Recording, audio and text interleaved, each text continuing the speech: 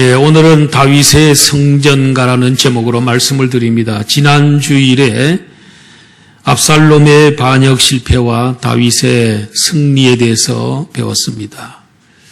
요압 장군에 의해서 압살롬이 살해됨으로 인해서 이제 반역은 실패로 돌아가게 되었습니다. 이제 다윗에게 있어서는 승리의 잔치만 남았는데 또 어려운 문제가 생겼습니다. 세바라는 사람이 불량배였는데 이 사람이 또 자기가 왕이 되겠다고 선포하고 반란을 또 일으키게 된 것입니다.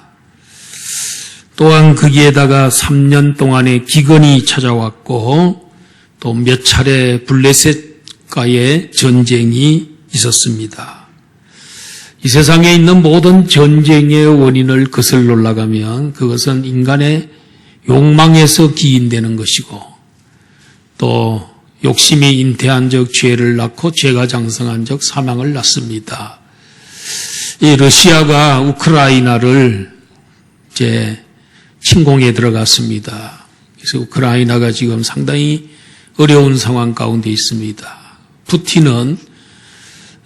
러시아의 푸틴은 자기가 전쟁을 하게 된 그 원인을 여러 가지로 이야기하고 있지만은 그러나 모든 것의 배후에는 욕망, 인간의 욕망, 우크라이나를 점령하기 위한, 소유하기 위한 욕망에서 기인된 것을 볼 수가 있습니다. 그리고 이 사무엘하 22장에 가서는 다윗 왕이 모든 전쟁을 다 끝내고 그가 하나님께 승리의 계가를 부르는 성전가가 나오고 있습니다. 오늘 이 말씀들을 두루두루 생각해 보도록 하겠습니다. 첫 번째로는 세바의 반역과 실패입니다. 20장의 내용입니다. 압살롬의 반란이 진압되고 다윗 왕은 예루살렘으로 무사히 황궁하게 됐습니다. 성대하게 잔치를 베풀어야 되는데 유다 지파 장로들과 또 나머지 지파 장로들 간에 갈등이 생겼습니다. 그 갈등의 원인은 왜 유다 지파만 다윗 왕을 모시고 황궁을 했느냐? 우리는 왜 배제시키고 유다 지파의 사람들만 왕을 모시고 황궁을 하느냐? 그런 문제 때문에 갈등이 생겼습니다. 그때 유다 지파 사람들은 우리는 다윗과 같은 지파 소속이고 또 우리가 가까운 친척이기 때문에 그렇게 하는데 뭐 문제가 되겠느냐? 나머지 10개 지파 사람들은 우리에게 지분이 10지분이 있는데 10지파 지분이 우리에게 있는데 모든 것을 n분의 1로 따지면은 유다 지파에는 11분의 1 그리고 우리 모두에게는 11분의 10이 우리의 지분인데 왜 너희들만 같은 지파라고 해서 가깝다고 해서 그렇게 하면 되느냐? 다윗 왕은 우리 모두의 왕이지 너희 한 지파의 왕이 아니지 않느냐 이랬습니다. 그래서 옥신각신 싸우고 있는 동안에 그 틈을 이용해서 세바라고 하는 사람이 베냐민 지파입니다. 사울이 속했던 그 지파 세바라고 하는 사람이 나팔을 불면서 이제 우리가 다윗을 쫓아가봤자 다윗을 추종해봤자 우리에게 돌아올 게 아무것도 없다. 우리에게 국물도 없다. 그러므로 각기 집으로 돌아가라. 그랬더니 사람들이 다윗을 쫓는 것을 포기하고 세바를 쫓아갔어요. 10지파 사람들이 세바를 쫓아가게 된 것입니다. 사람이 한번 배신하면은 또 배신한다는 그런 옛말이 있습니다. 압살롬에게 이 열지파가 압살롬을 따랐었는데 이제 또 며칠이 안 돼서 세바를 따르고 있습니다. 세바는 이렇게 훌륭한 사람도 아닙니다. 불량배입니다. 그런데도 그를 따르게 됐습니다. 예수님이 세상에 살아계실 때에 평소에 예수님을 그렇게 반대하고 또 예수님을 거부하던 사람들이 예수님이 돌아가시기 5일 전에 예루살렘에 마지막으로 입성했을 때에 사람들이 종려나무 가지를 꺾어서 흔들면서 호산나 노래를 불렀습니다. 이제 우리를 구원하소서 노래를 불렀습니다. 대환영을 했습니다. 바로 평소에 예수님 반대하던 그런 사람들입니다. 그런데 예수님을 그렇게 환영했으면 끝까지 가야지. 이제 며칠 사이에 또 그들이 변해버렸습니다. 예수가 예루살렘에 와서 로마 제국을 뒤엎어버리고 유다 나라를 세계를 지배하는 나라로 만들 줄 알았더니 빌라도에게 체포되고 그래서 빌라도 법정에 서는 것을 보고 다 실망하고 변해버렸습니다. 그래서 그를 십자가에 못 박아라, 십자가에 죽여라 이랬습니다. 결국은 예수님 십자가에 못 박혀 돌아가시게 됐습니다. 바로 그 며칠 전에 호산나를 부르면서 환영하던 그들이 극과 극으로 돌변했던 것을 볼 수가 있습니다. 자, 오늘 이 세바의 사건에서 아쉬운 것이 하나 있다면은 다윗이 왕궁으로 돌아올 때에 시므이를 용서해주고 시바를 용서해주고 바르실레에게 복을 줬던 것처럼 좀 넓은 마음을 가지고 이 열지파 사람들을 포용하고 화합을 이루었더라면은 참 좋을 뻔했는데 그러지를 못했습니다. 잠언 17장 14절, 잠언 17장 14절 여기 보면 다투는 시작은 두개에서 물이 새는 것 같은즉 싸움이 일어나기 전에 시비를 그칠 것이니라. 사람들이 처음에 다툴 때는 그렇게 심하게 다투지 않죠. 약하게 다투는. 일단 그것이 확대가 돼서 싸움으로 변질되면 참 그걸 막기가 어렵습니다. 우리 옛말에 호미로 막을 것을 가래로 막는다. 뚝에 이제 물이 조금 새 나올 때 그때 이 호미를 가지고 그 구멍을 막아 놓으면은 충분히 될 수도 있는 건데 그걸 막지 아니하고 그냥 방치해 두게 되면 나중에 이것이 자꾸 커지면서 뚝이 무너진 정도 됩니다. 그럼 그때는 속수무책이 되는 것이지요. 다윗이 처음에 이렇게 좀 조짐이 있을 때 그 열지파를 좀 끌어안고 포용하고 그렇게 했더라면 사태가 이렇게 크지 않았을 텐데 지금은 사태가 아주 심각한 상태로 변하게 된 것입니다. 그 세바는 그 자기를 추종하는 군사들과 함께 아벨이라고 하는 성에 들어가서 주둔하고 있었습니다. 다윗은 요압 장군과 여러 장군들을 파송을 해서 이제 이 아벨 성을 포위하게 된 것입니다. 그리고 이 성을 완전히 허물어 버릴 생각을 하고 토성까지 쌓았던 것을 보게 됩니다.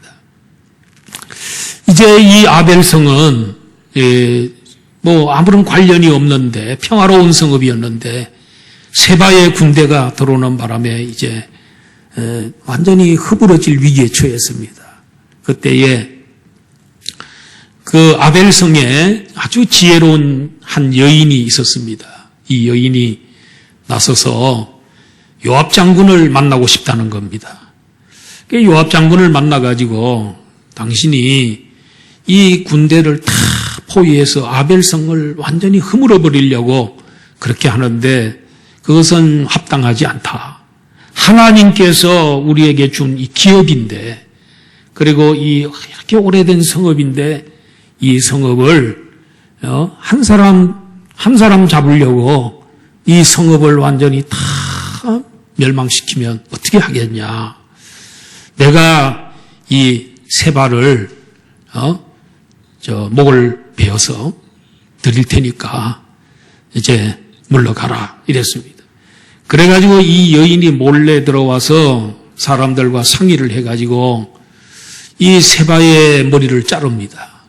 그래서 그걸 요압에게 줬을 때에 요압이 그걸 들고 이제 드디어 가게 됨으로 인해서 이제 이것도 반란이 완전히 수포로 돌아가게 된 것입니다.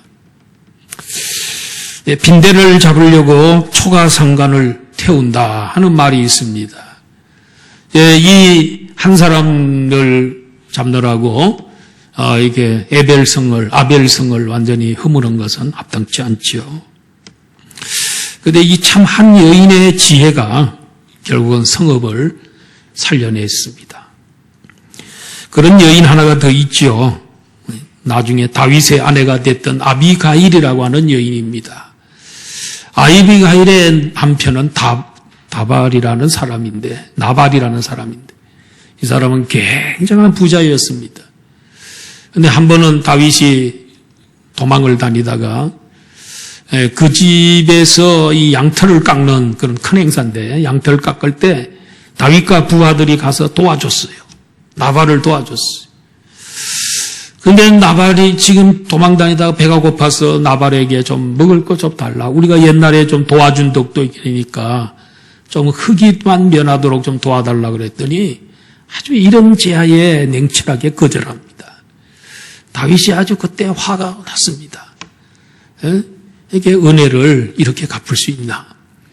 그래가지고 다윗이 그 부하들이 망신을 당했다는 소식을 듣고 군사들을 몰고 나발을 이제 죽이러 오는 겁니다. 이 소식을 그의 아내인 아비가일이 소식을 듣고 급하게 뭘 준비합니까?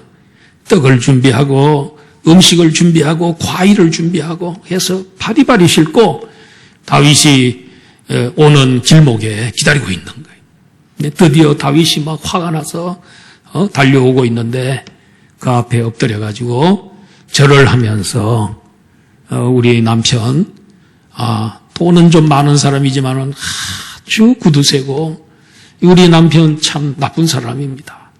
한 번만 용서해달라고 싹싹 빌면서 이것을 저희들이 준비했으니까 다 드시라고. 그 다윗의 마음을 그 여인이 누그러뜨렸어요. 그 선물하고 또 그의 지혜가 다윗의 마음을 돌리게 한 겁니다. 그래서 다윗이 돌아가게 됐고요. 그래 이제 이 여인이 남편에게 이런 일이 있었다. 그러니까 남편이 그 소식을 듣고는 충격을 받아가지고 며칠 후에 그 남편이 죽습니다. 그 소식을 들은 다윗은 그 아비가일을 불렀습니다. 그래가지고 아비가일과 함께 결혼을 하게 됩니다. 그래서 이 아비가일은 지혜로운 아비가일은 지혜를 발휘했기 때문에 정말 이렇게 화를 면하게 됐고 그러면서 그는 나중에 다윗의 아내가 되는 그런 복을 받게 되는 것입니다. 우리 하나님은 명철이 한이 없으신 하나님이라 그랬어요. 그 하나님은 그 명철과 지혜를 누구에게 줍니까? 구하는 자에게 하나님께서 주시겠다고 했습니다. 야고보 1장 5절 말씀, 야고보 1장 5절 우리 다 같이 한번 읽어보겠습니다. 시작. 너희 중에 누구든지 지혜가 부족하거든 모든 사람에게 후히 주시고 꾸짖지 아니하시는 하나님께 구하라. 그리하면 주시리라. 너희 중에 누구든지 지혜가 부족하거든 모든 사람에게 후하게 주시는 우리 하나님은 자원이 너무 많으시기 때문에 하나님께서 부족해서 못 주는 예는 없어요. 그런데 그 하나님의 한이 없는 명철 그것을 누구에게 주느냐? 구하는 자에게 하나님께서 주시겠다고 했습니다. 불량자요 기회주의자였던 세바가 정권욕에 사로잡혀 반란을 일으켰으나 하나님의 도우심과 또 여인의 지혜로 실패로 돌아가게 된 것을 볼 수가 있습니다.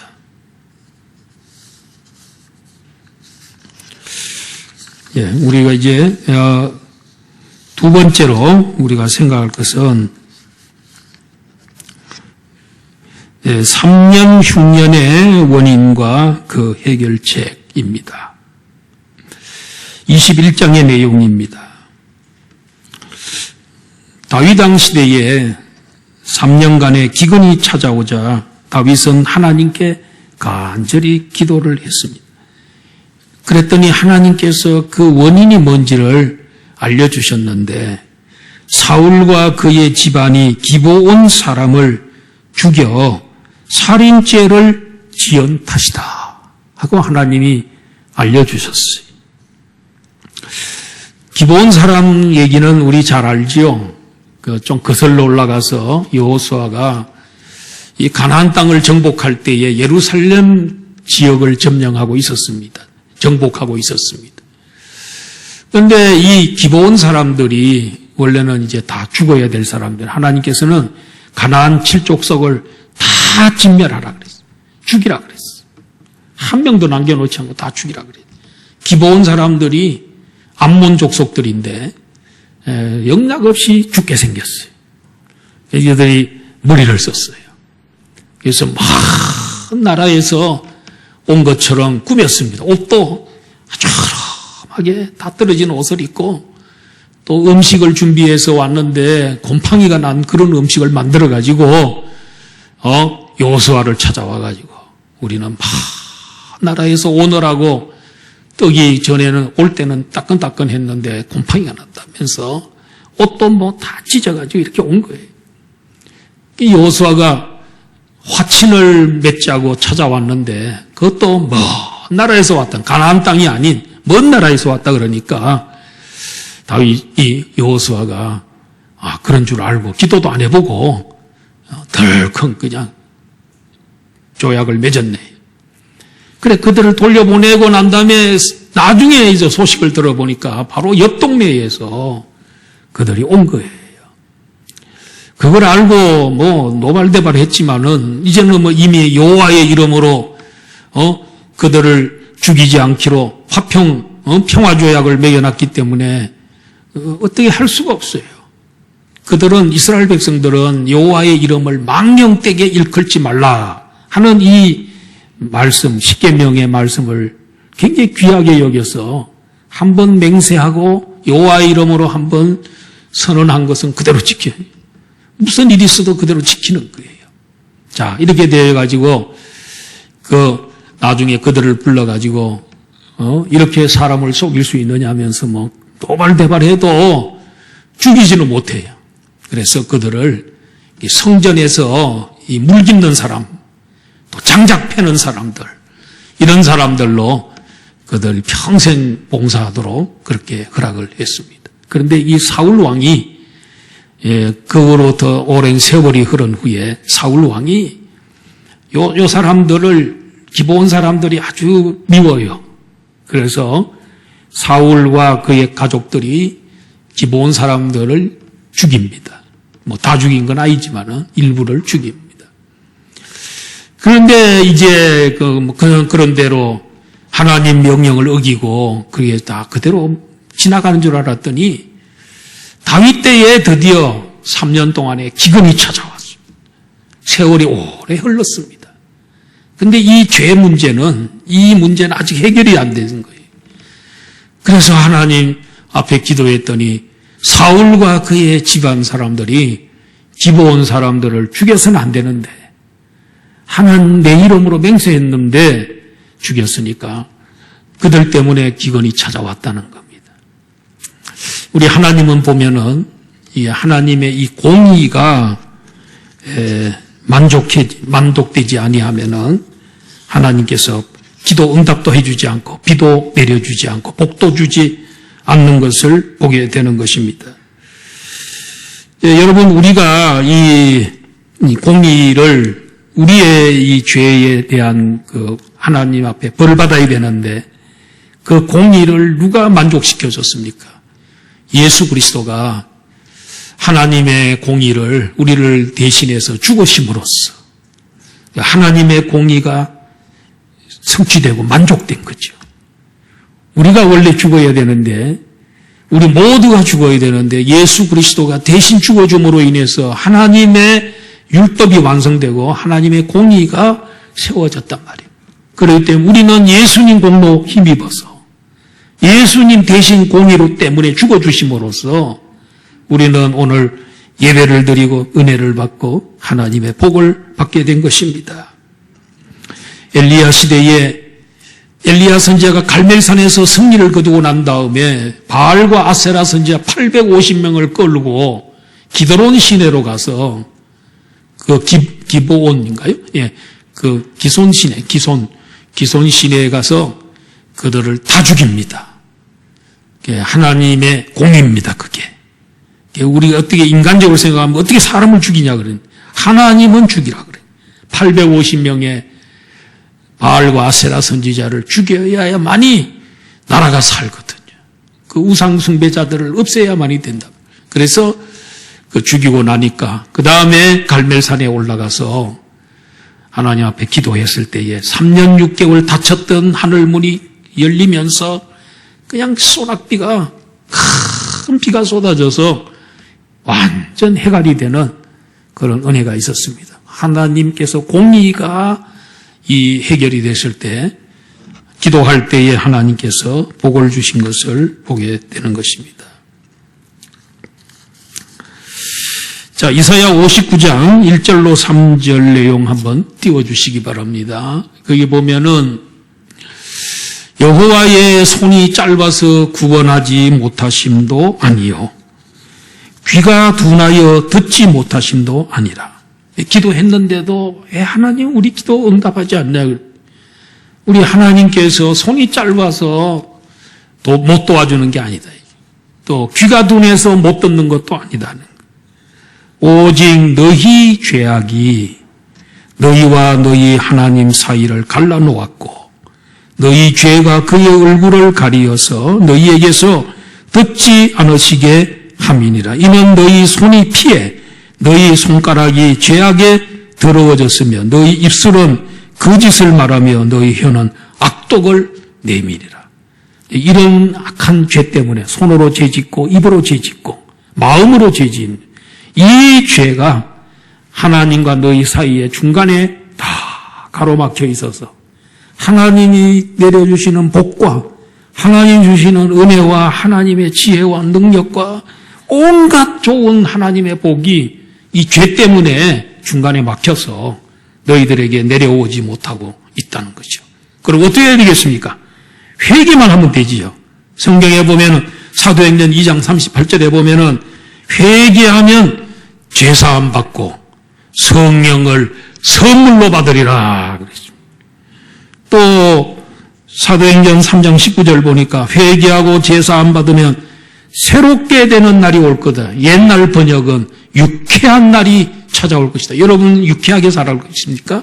요사이 여러분 유쾌합니까? 그렇지 않으면 유쾌함이 없습니까? 오늘 회개하시기를 바랍니다. 그럼 하나님께서 유쾌함을 주실 줄로 믿습니다.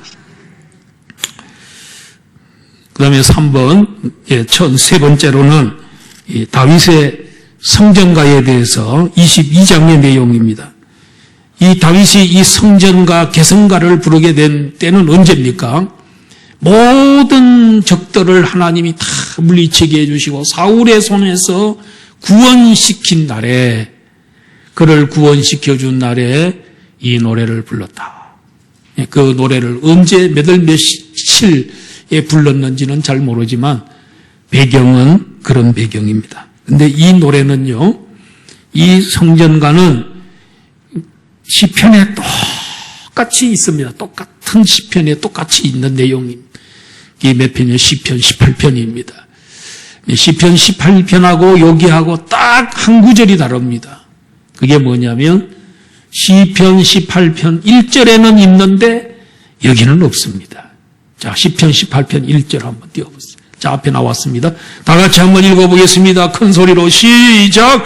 나의 힘이신 여호와여, 내가 주를 사랑하나이다. 다윗은 여러분 이 수많은 싸움을 싸웠어요. 다윗은 어릴 때 베들레헴 들판에서 악한 짐승들, 싸나운 짐승들 양을 물고 갈 때 달려가서 싸웠습니다. 그들의 수염을 찢었다 그랬습니다.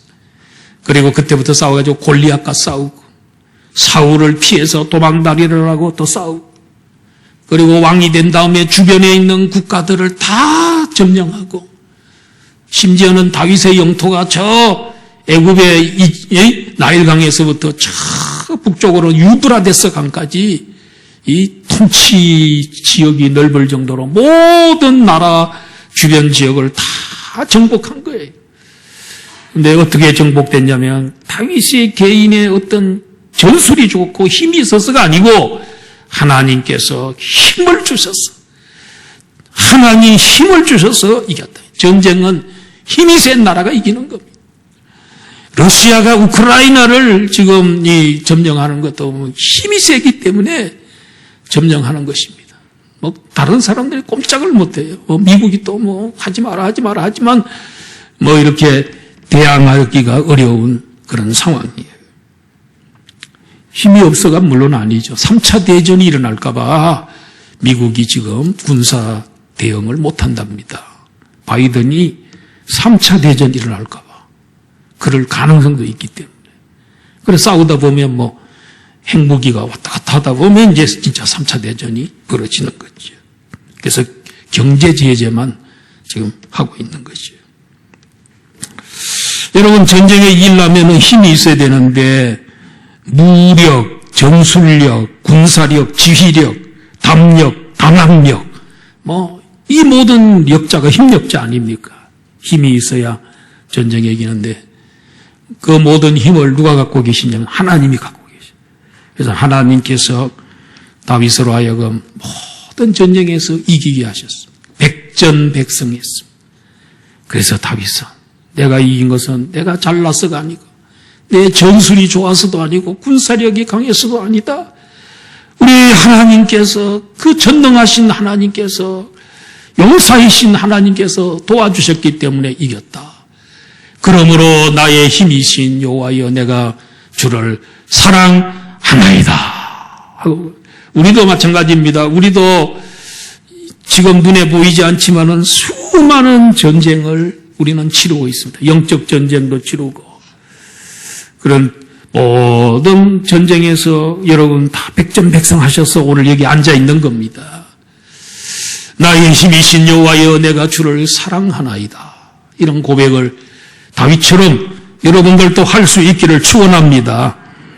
그래서 다윗은 여호와 하나님을 나의 힘이시라고도 표현했지만은 나의 반석, 나의 요새, 나를 건지시는 자시요, 나의 하나님이시요, 나의 방패시요, 나의 구원의 뿌리시요, 나의 높은 망대시요, 나의 피난처시요, 나의 구원자시다 하고 고백합니다. 이건 다윗이 전부 체험한 겁니다. 다윗이 어떤 때는 피난처로 도망가고 큰 바위 밑에 숨기도 하고, 다윗이 이건 어떤 하나의 어떤 철학적인 얘기를 하는 게 아니고, 꾸며서 소설의 이야기하는 게 아니고 자기가 다 겪었던 것들 이렇게 그걸 하나님께서 그 위기에서 나를 건져주셨음을 고백하면서 이렇게 하나님, 나의 힘이 되신 하나님 내가 사랑합니다 하고 고백한 다윗의 시편은 우리 시편의 절반이 다윗의 시인데 이럴 때마다 그의 신앙 간증을 듣는 것 같아요. 그의 신앙의 체험이, 시편은 시편 성도의 삶의 체험입니다. 간증입니다. 그렇기 때문에 시편이 그렇게 은혜가 되고 또 감동이 되는 것이지요. 나의 하나님이라 그랬어요. 하나님과 자기와의 관계가 멀리 있는 게 아니에요. 사울 왕은 자기가 한 번도 나의 하나님이란 적이 없어요. 사무엘 선지자가 보고 뭐라 그러냐면 당신의 하나님께 기도해보라 해서 우리를 좀 도와주라. 당신의 하나님. 다윗은 아닙니다. 나의 하나님, 나의 하나님. 여러분, 이 안양 북부교회가 나의 교회가 돼야 돼요. 예, 나의 교회. 그래야 교회가 어려울 때 기도하고, 교회가 또 필요로 할 때 내가 일꾼으로 나서기도 하고, 봉사도 하고, 정말 이 교회는 내 교회다. 내가 이 교회의 주인공이다. 내가 이 교회의 주인이다. 하는 이런 주인의식을 가지고 우리 신앙생활 하는 것을 하나님 기뻐하십니다. 다윗은 전쟁하고 다닐 때 얼마나 어려움이 많았습니까? 그런데 그 하나님의 힘을 언제 공급받았냐면 하나님의 전능하신 힘을 그냥 가만히 있는다고 하나님 도와주는 거 아닙니다. 4절에서 여호와께 아뢰었더니 원수들에게서 구원을 받았다고 고백합니다.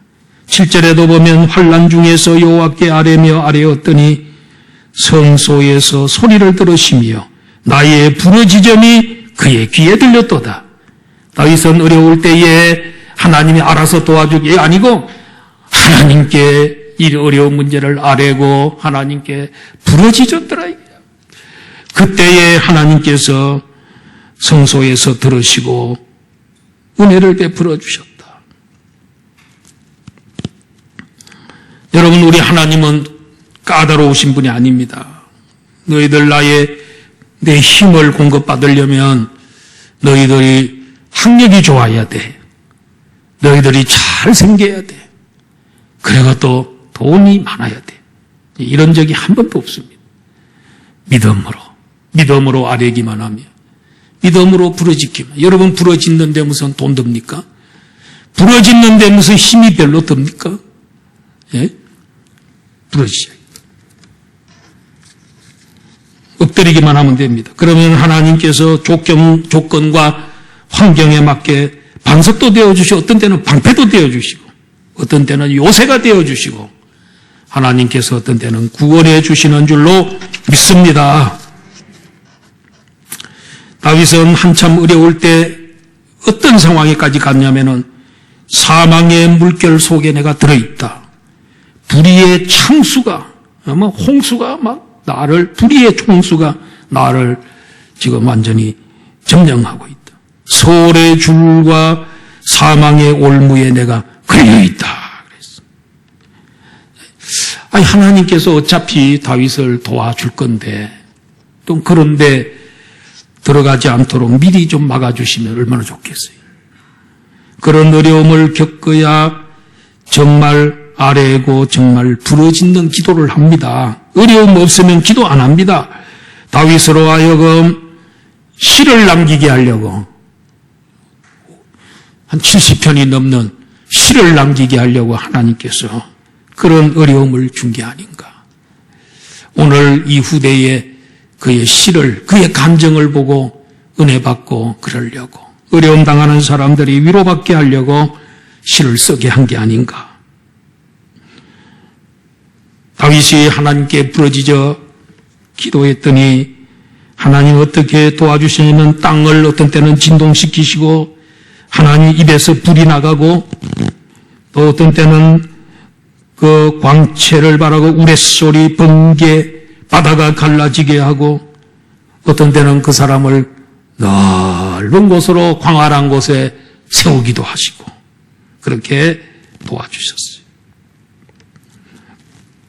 30절에 보니까 내가 주를 의지하고 적진으로 달리며 내 하나님을 의지하고 성벽을 뛰어넘은 나이다.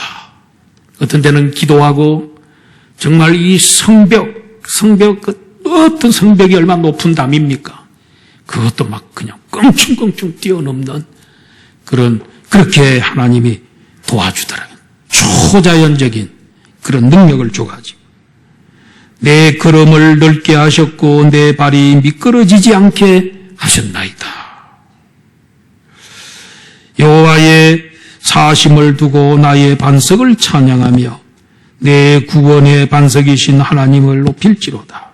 참 다윗은 왜 믿음이 좋냐면 끝에 가서는 감사합니다.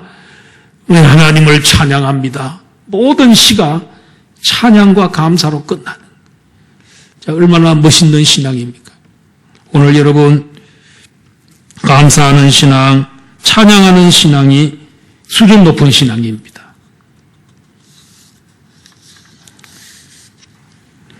(51절) 마지막 절 한번 다 같이 한번 읽어보겠습니다. 다 같이 성경을 보시기 바랍니다. 시작. 여호와께서 그의 왕에게 큰 구원을 주시며 기름 부음을 받을 자에게 인자를 베푸시며 영원하도록 다윗과 그 후손에게로다 하였노라. 다윗은 지금 자기가 하나님께 도움받는 것으로 끝나지 않고 기름 부음 받은 자를 하나님께서 보내주셔서 하나님 그에게 은혜를 베푸시고 그가 구원을 완성하시고 그까지 내다보고 있는, 여기 기름 부음 자는 누구겠습니까? 다윗의 후손으로 오실 메시아 예수 그리스도. 그분이 하나님의 은혜를, 인자를 너무너무 많이 받으시고 그분이 바로 구원을 완성하실 분이고 그분이 바로 영원한 왕이단 말이에요. 하나님께서 다윗에게 너의 가문의 왕이 영원히 끊어지지 않는다 그랬는데 바로 이 나에게도 이런 어려움 그 혼란 중에 나를 도와주셔서 왕으로 세워졌지만은 그러나 기름 부음을 받을 자, 기름 부음 받은 자, 이게 그리스도란 말이잖아요. 그게 메시아란 말은 기름 부음을 받은 자란 말이에요. 그 오실 그 메시아가 영원한 왕이 되고 만왕의 왕이 되고 그분이 바로 온 인류를 구원하실 분이시다. 그분을 그러기 때문에 하나님을 찬양하고 우리 하나님께 감사드린다. 자, 결론이 뭐냐면요. 우리 시편 18편 1절이 결론입니다. 나의 힘이신 여호와여 내가 주를 사랑하나이다. 다 같이 한번 해볼까요? 시작. 나의 힘이신 여호와여 내가 주를 사랑하나이다. 한 번만 더 합시다. 나의 힘이신 여호와여 내가 주를 사랑하나이다. 기도하겠습니다. 하나님 아버지, 다윗이 말할 수 없는 어려움과 수많은 전쟁을 치렀지만은